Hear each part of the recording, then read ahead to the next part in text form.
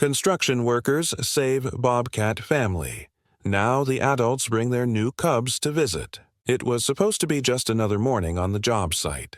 The usual sounds of hammers, saws, and the rumble of heavy machinery as the construction crew worked on the new housing development at the edge of town. But then something caught the eye of Marco, one of the site foremen. There, in the tall grass just beyond the safety fence, a pair of golden eyes gleamed back at him. He froze, squinting into the sunlight. At first, he thought it might be a deer or a fox, but the shape was wrong. Too small, too agile. It wasn't until the creature darted into the clearing, fast and sleek, that he saw it clearly. A bobcat. Marco's heart skipped a beat. Bobcats were rare in this area, usually preferring the deeper forests. This one, however, seemed to be in trouble. It wasn't running away from the noise of the construction site. Instead, it was limping, dragging one of its legs as it moved deeper into the brush. Without thinking, Marco signaled to the crew to pause. "Hold up, we've got a situation." The men gathered around, watching as the bobcat disappeared into the undergrowth, its movement slow, dragging. Marco's instincts told him something was wrong, but it wasn't until he saw the other figure emerge, smaller, more frantic, that his gut clenched with concern. A second bobcat cub, no more than a few weeks old, scrambled after its injured mother, mewling desperately. "Damn," Marco muttered. "She's hurt. We need to do something." The crew looked to him for guidance. Marco, ever the practical man, knew the situation wasn't one for hesitation. "We're not letting this family suffer," he said. "Get me the first aid kit." The men didn't question him. They knew Marco well enough to understand that when it came to animals in need, there was no waiting around. Within moments, they had fashioned a makeshift barrier with construction netting to help contain the bobcats without trapping them. Marco called over a wildlife rehabilitation center and arranged for assistance, but until they arrived, the crew kept the area quiet and as calm as possible. When the rehab team finally arrived, they took the mother bobcat into their care. The little cub, still mewling and lost without its mother, was carefully coaxed into a small crate. Marco and the others watched as the wildlife team worked swiftly, their hands gentle but purposeful. They promised to do everything they could, but it wasn't clear if the bobcat mother would survive her injuries. The men stood in silence as the truck pulled away with the cub, hoping they had done enough. Weeks passed since the rescue, and the construction site was bustling again.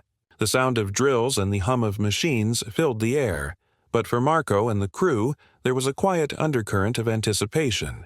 They hadn't forgotten the bobcats. Not after what they'd seen. The memory of that injured mother, dragging herself through the underbrush, and the tiny cub who had clung to her side still lingered in their minds. One afternoon, as the men were taking a break near the equipment, Marco noticed something out of the corner of his eye. Movement at the edge of the site. His heart skipped as he recognized the shape. It was her, the mother bobcat. But she wasn't alone. Behind her, a smaller figure followed closely, its ears alert, its steps tentative. Another bobcat cub. Then another, and another. Marco's breath caught. He stood up slowly, trying not to make a sound, but his heart raced. The mother bobcat, though scarred from her injury, was walking strong and sure now. She looked healthy, her body moving with purpose and confidence, her fur glossy under the afternoon sun. And those cubs, they couldn't have been more than a few months old, their small bodies sleek and spotted, mimicking their mother's every move. The crew saw Marco's expression and turned to follow his gaze. One by one, the men stood in awe as the bobcat family moved through the clearing, crossing the site as though it was a part of their territory now. Marco, overcome with a sense of awe, whispered, "They came back. They brought their babies." It was as if the land had become a part of them, and the construction site, which had once seemed like an intrusion, now seemed like a part of the wild, a place where life was allowed to persist, where nature had found a way to heal itself.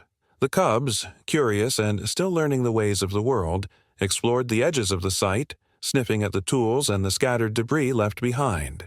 The mother kept a watchful eye on them, but she didn't show the same fear that had been in her eyes when they first rescued her. Now she was strong, proud even. She looked at Marco, the man who had helped her when she was at her most vulnerable, and for a moment there was a silent exchange between them. Marco stepped forward, his voice soft but steady. "It's okay. We're not here to hurt you." He didn't know if the Bobcat understood his words, but it was clear that she understood the gesture, the simple act of respect. She stood still, her eyes meeting his for a moment before she turned back to her cubs, guiding them toward the safety of the trees. As the Bobcat family disappeared back into the wilderness, Marco felt something in his chest that he couldn't explain. A mix of pride, relief, and an overwhelming sense of connection to the world around him. The crew remained quiet, each of them reflecting on the incredible moment they had just witnessed. The rescue had been more than just an act of kindness. It had been a bridge, a way to help restore balance in the land, a way to ensure that life, no matter how fragile, could continue. And Marco knew this wouldn't be the last time he saw them. The wild had a way of coming back when it was needed, most. The days grew warmer as spring shifted into summer, and life on the construction site returned to its familiar rhythm. But the memory of the Bobcat family, and the way they had come back, still lingered in Marco's mind. The workers often talked about it, sharing their awe at how nature had found a way to adapt, to heal, and to return. And then it happened again. It was early one morning, just as the first light broke through the mist, when Marco stepped out of his truck and felt a shift in the air. Something was different, but he couldn't put his finger on it. He made his way to the construction trailer, waving to his crew as they started their day. But before he could reach the site, he heard it, a low growl, barely audible at first, but unmistakable. Marco stopped in his tracks, scanning the trees along the edge of the site. At first, he saw nothing, but then, there they were, the Bobcat family. The mother moved through the brush first, her body more muscular now, her coat thick and healthy. She walked with an ease that came from knowing the land like the back of her paw. Her cubs, now a little older and more confident, trailed behind her. They were learning, exploring the world around them, their curiosity as boundless as their energy. Marco stood frozen, watching them. This time there were more cubs, 3 in total, each one different in their own way. One was smaller, its fur darker, almost like the shadow of its mother. The others were more playful, darting between the trees, pouncing on each other as they navigated the construction site like seasoned hunters. Barrett, one of the other workers, walked up beside Marco, noticing the animals at the edge of the trees. "Are those—" "They're back," Marco said softly, almost in disbelief. "They brought their new cubs."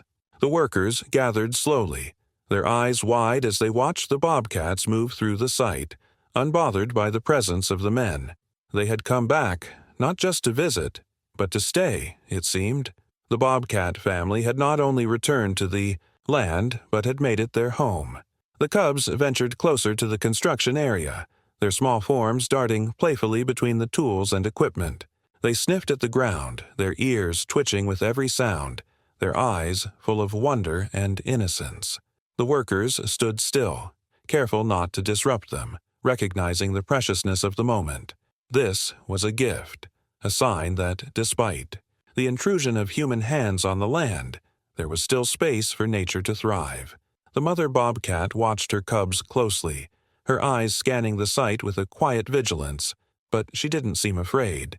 She was teaching them, showing them that there were boundaries, but that the world beyond the trees was full of surprises, and that there was always a way to adapt. As the Bobcat family moved deeper into the forest, Marco felt a deep sense of fulfillment, knowing that the workers' kindness had made all this possible. The construction site had been their world for so long, but now it felt as if the land had returned the favor, allowing the wild to reclaim a piece of it. The workers' hearts swelled with pride as they watched the animals disappear into the shadows of the trees. Marco stood quietly for a moment, watching the last flickers of the cubs' tails vanish into the underbrush.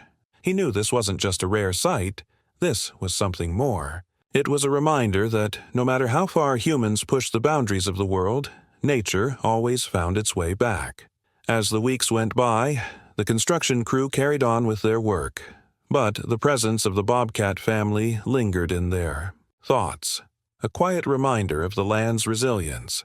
Marco and his men found themselves looking toward the trees more often, half expecting to see the bobcats pass by.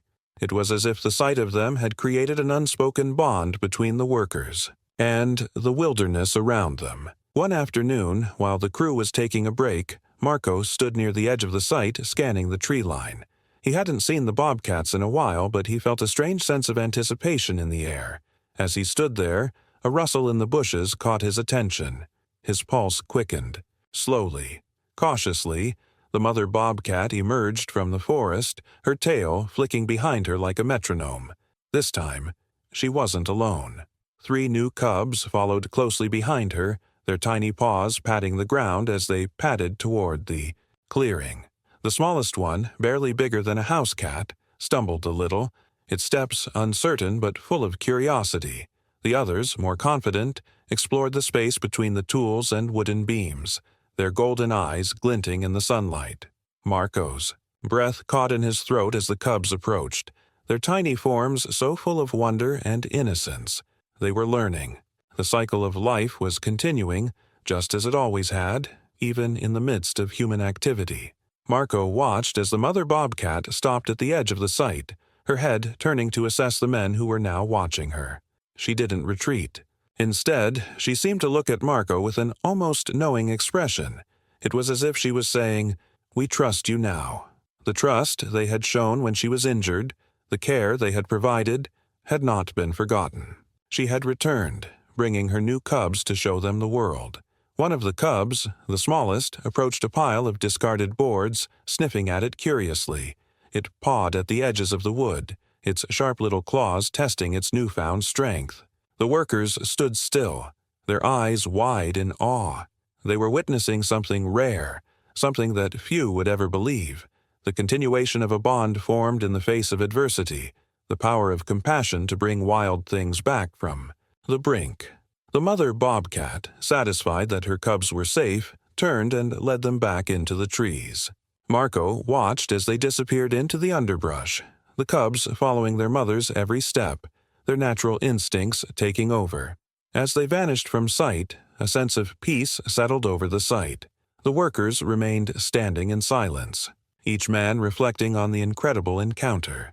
They had been part of something far greater than the work they were doing. They had witnessed the resilience of nature, the power of the wild to heal itself when given the chance. Marco looked at his crew, and without a word, they all knew what they had to do. The bobcats had returned, and they would continue to watch over them, to protect the land they had worked on. The bond between the construction workers and the bobcat family was not one of ownership, but of respect, a quiet understanding that, in this place, nature had a place to thrive alongside the men who worked the land. As the sun began to dip below the horizon, casting long shadows across the site, Marco felt a deep sense of fulfillment. The work would continue, but the wild had been given a chance, and in return, the wild had shown them the most precious gift of all, life continuing its cycle, unbroken and wild.